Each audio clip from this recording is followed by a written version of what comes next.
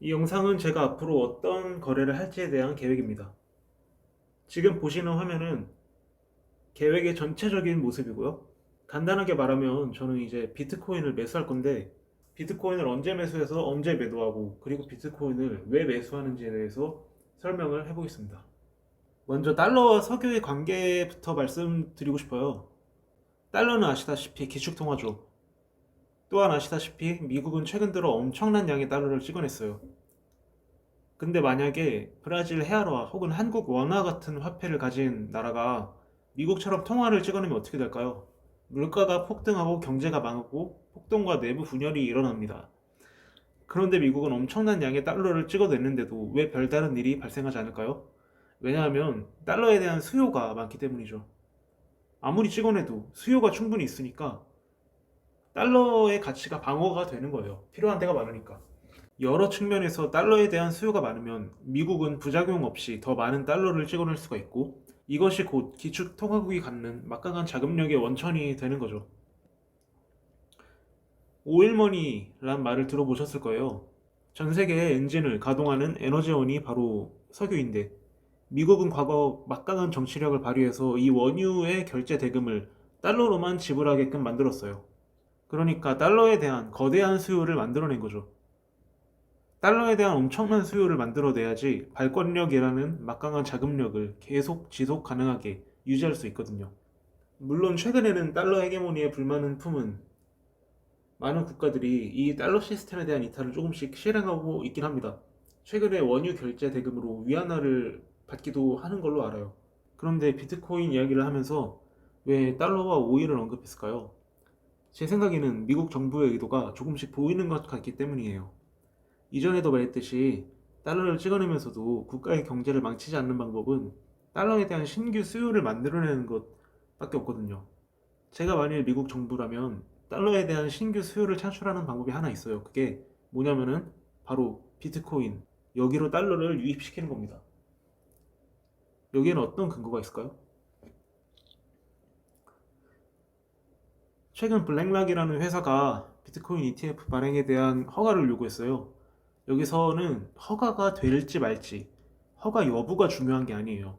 블랙락은 뱅가드와 함께 전 세계에서 가장 큰 자본을 운용하는 양대 산맥 중 하나예요.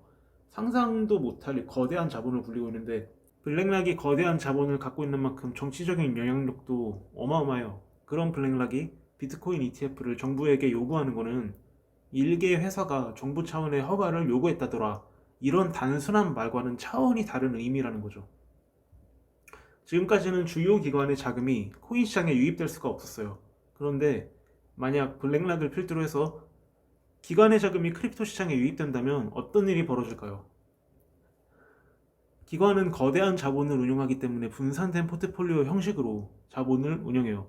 그런데 만일 크립토라는 시장이 블랙락을 필두로 해서 포트폴리오의 1%라도 편입될 수 있는 자산으로 인정받게 되고 이것이 업계의 하나의 유행과 관행이 된다면 크립토 시장에는 엄청난 신규 수요가 몰려들게 됩니다. 만일 이런 사건이 실제로 발생한다면 이건 상승 재료 같은 천박한 어휘로 표현될 단기적인 사건이 아니고 패러다임의 완전한 전환이라고 부를 수 있는 영구적인 변화가 될 거예요. 그렇다면 크립토 시장, 더 세부적으로 비트코인은 어떤 상황일까요? 이 그래프는 네이버에 비트코인이 검색되는 빈도를 보여주는 그래프입니다. 이 그래프를 보면 비트코인에 대한 대중의 관심도를 알 수 있는 거죠. 보시다시피 바닥권입니다.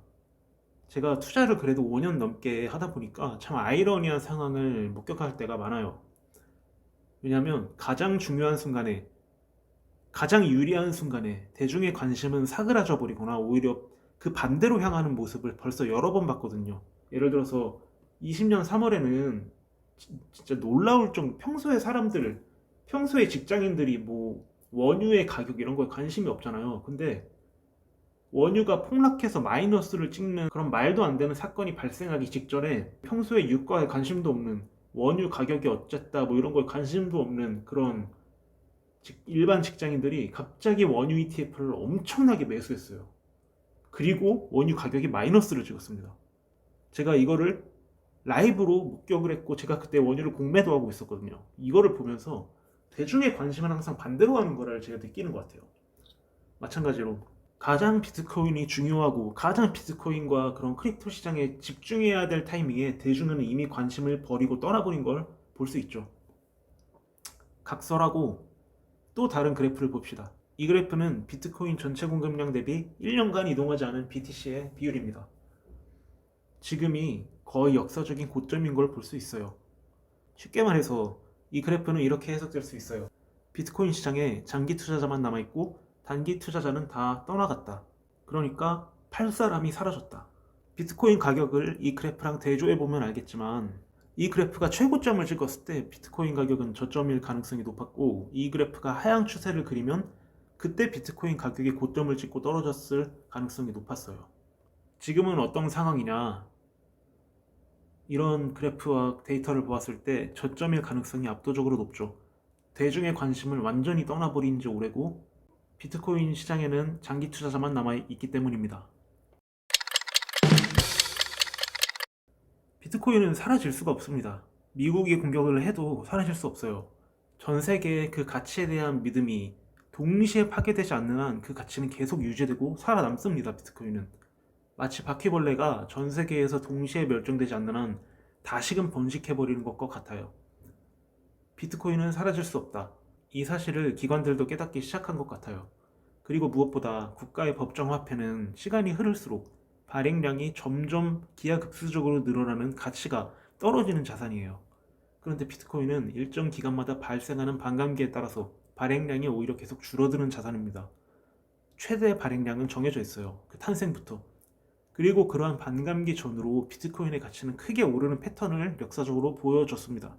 상황을 요약해 봅시다. 블랙락이라는 거물이 이 시장에 문을 두드리고 있다. 시장에 장기 투자자만 남아있고 매도 의지는 사라졌다.